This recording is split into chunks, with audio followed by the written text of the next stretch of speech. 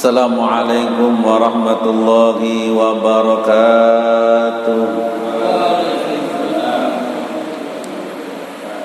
Alhamdulillahi rabbil alamin.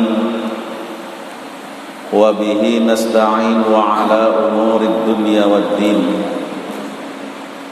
Wassalatu wassalamu ala asrafil anbiya'i wal mursalin Sayyidina Muhammadin wa ala alihi wa ashabihi wa qarabatihi ajma'in, amma ba'du. Yang kita hormati segenap pengurus masjid,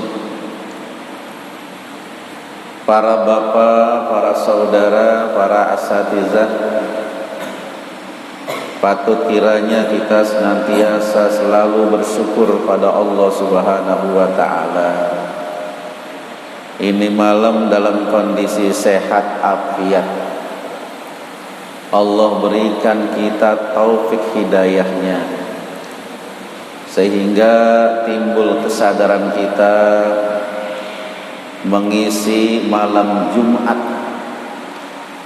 dengan membaca Yasin, dengan baca tahlil, dengan mengikuti pengajian, dan ditutup nanti dengan sholat isya berjamaah.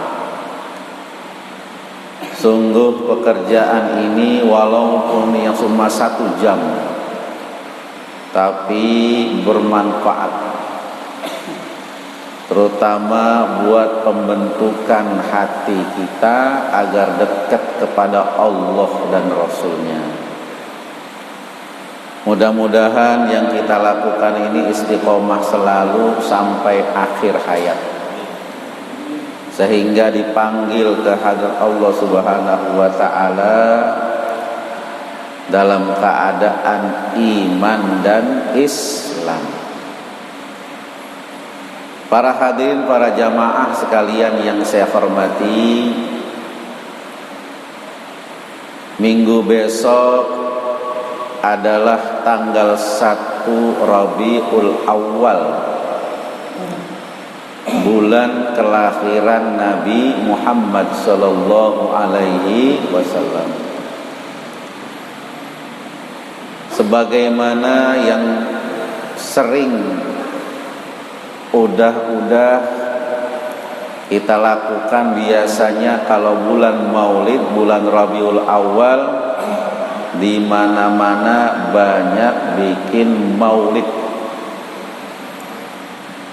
Walaupun ada yang enggak setuju, walaupun ada yang melarang, walaupun ada yang mencibir, tapi makin dilarang, makin dicibir, justru maulid makin rame. Makin rame apa kagak? Oh, rame. Hampir semua masjid, hampir semua musola, kadang-kadang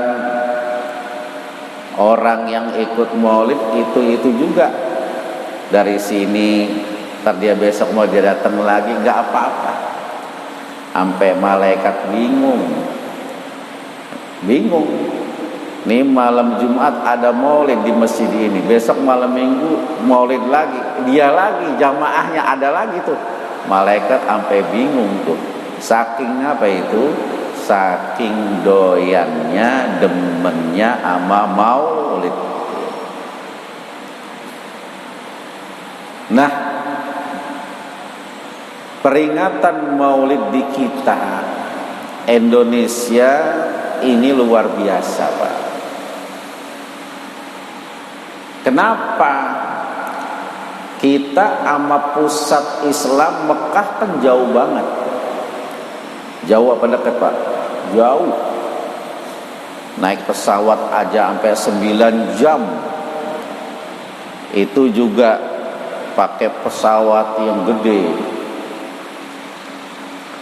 Belum lagi dibatasin sama pulau-pulau, lautan jauh. Tapi kenapa nih Indonesia justru syiar Islamnya paling rame? Kalau Arab Saudi banyak Islamnya nggak aneh, tapi Indonesia Masya Allah, yang namanya maulid, apalagi orang Betawi,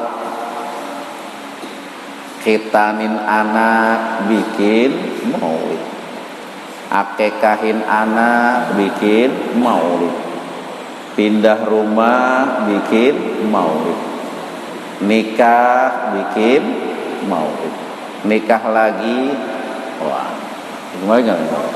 Iya. Ya bikin maulid kagak apa-apa. Iya, takut istri. Iya. Para bapak saudara sekalian yang saya hormati, padahal kita ini tidak bertemu dengan Nabi.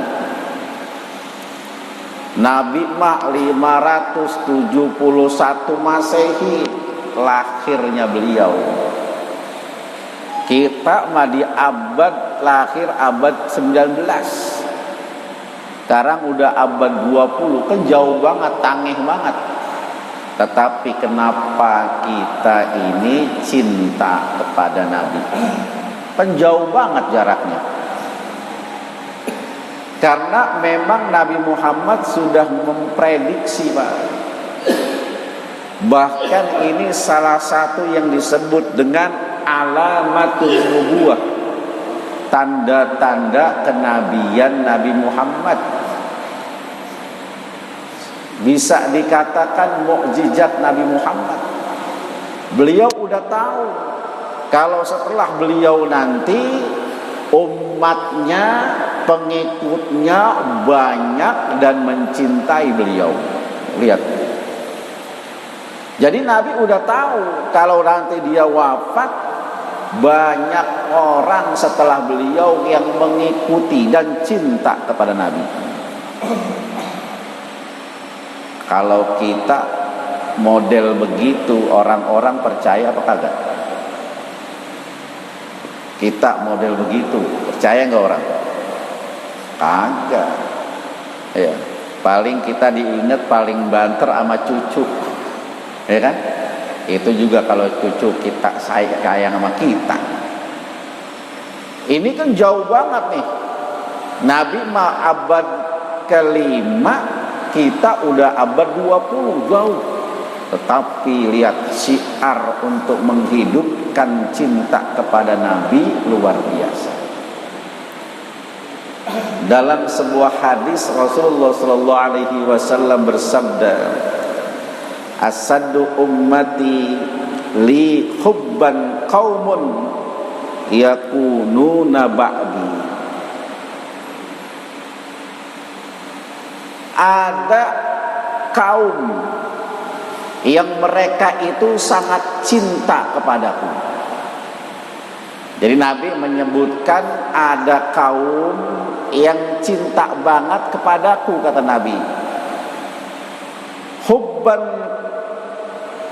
siapa itu? Yakunu ba'di, adanya sesudah aku. Artinya setelah Nabi meninggal, kaum ini cintanya luar biasa. Sahabat bertanya, kita ya Rasulullah? Bukan, kalau kamu mah cinta kepadaku wajar, ngeliat, ketemu malaikat ya Rasulullah. Bukan, malaikat mah tahu dia mah. Tetapi ini kelompok nggak pernah ngeliat, tetapi mereka itu cinta banget kepadaku. Apa bukti cinta mereka? Yawaddu ahadahum annahu faqada ahlahu wa malahu wa annahu ra'ani. Ya. Mereka itu, bukti cinta mereka kepadaku adalah mereka rela kehilangan keluarganya, bahkan hartanya, dan nanti mereka itu akan melihatku. Ya. Jadi orang-orang kaya model begitu tuh, rela kehilangan keluarganya, rela kehilangan hartanya, dan mereka itu nanti akan melihatku. Makanya ini yang paling hebat. Siapa yang paling hebat itu? Orang yang gak pernah lihat Nabi tapi beriman. Itu yang hebat ya. Tuba, beruntunglah liman orang lam yaroni, tidak melihatku, wa amanabi, tetapi mereka beriman kepadaku, percaya kepadaku. Bahkan mengatakan Nabi summa tuba, mereka itu beruntung. Kenapa beruntung? Tidak melihatku tapi mereka itu percaya kepadaku. Hebat nih. Mudah-mudahan ini kita nih, amin ya robbal, tidak melihat Nabi tetapi kita percaya kepada Nabi Muhammad sallallahu alaihi wasallam. Para bapak saudara sekalian yang saya hormati, urusan orang melihat Nabi atau kita melihat Nabi terbagi kepada 4 golongan. Jadi urusan orang melihat Nabi itu terbagi kepada 4 golongan ya. Pertama, ada orang yang melihat Nabi di dunia, di akhirat melihat. Yang kedua, ada golongan yang melihat di dunia, di akhirat dia nggak melihat Nabi ya. Ada orang yang nggak melihat di dunia tetapi orang itu melihat di akhirat, lihat Nabi. Yang paling bongkot, yang paling bawah sudah nggak ngelihat di dunia, nggak ngelihat juga di akhirat. Siapa kelompok yang melihat Nabi di dunia dan melihat di akhirat? Kelompok ini adalah sahabat-sahabat Nabi Muhammad. Yang sahabat itu udah dijamin masuk surga. Berarti mereka itu ngelihat Nabi di dunia, ngelihat Nabi di akhirat. Abu Bakar, Umar, Utsman, Ali, ya kan? Abdurrahman bin Auf, Thalhah bin Zubair, sahabat-sahabat yang sudah dijamin masuk surga, ngelihat Nabi Muhammad di akhirat masuk surga. Lihat Nabi lagi dia tuh. Enak gak kelompok begini nih? Kelompok yang kedua, ngelihat Nabi dia. Nabi berjalan, Nabi berdakwah, tetapi di akhirat gak ngelihatnya di dunia doang tuh. Siapa itu?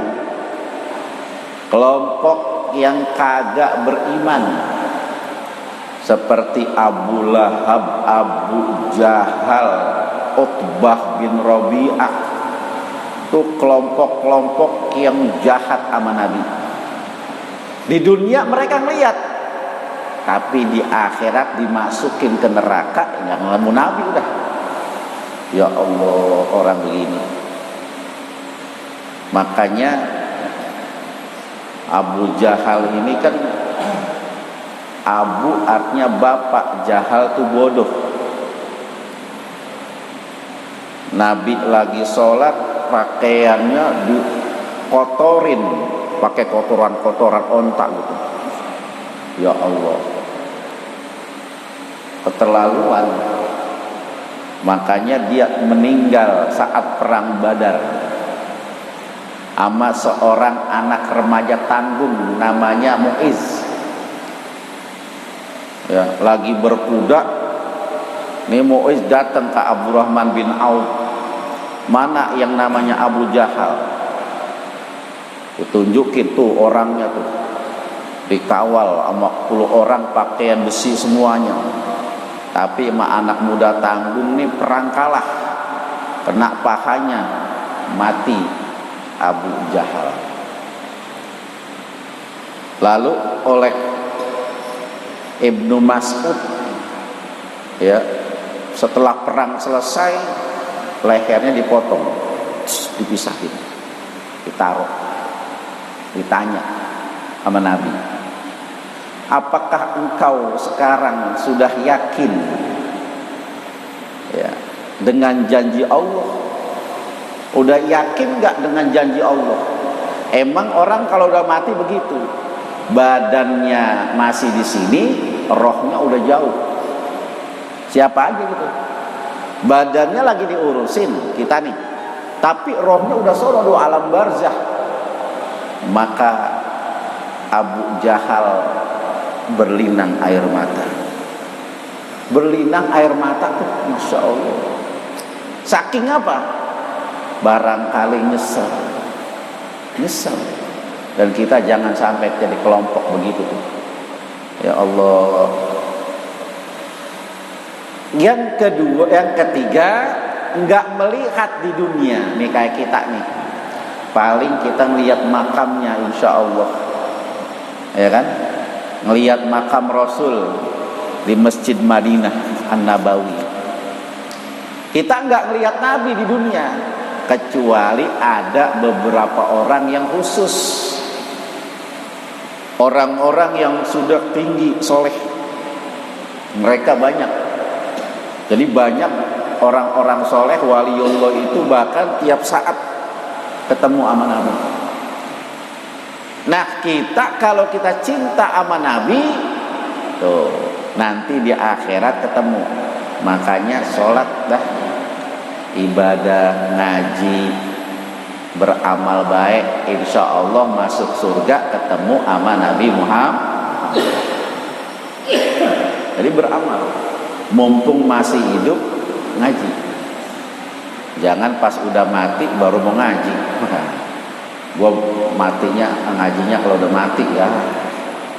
Ngaji sampai mati. Kalau udah mati gak usah ngaji lagi udah. Diajiin ya. Nah, kelompok ini nih kita nih, insya Allah. Ya Allah, nanti gurril muhajjalin, kelihatan wajah kita bercahaya min asaril wudu, dari bekas-bekas wudu. Ya.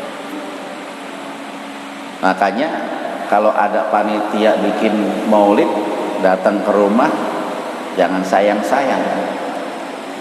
Ya, biasanya kan yang bikin maulid saya.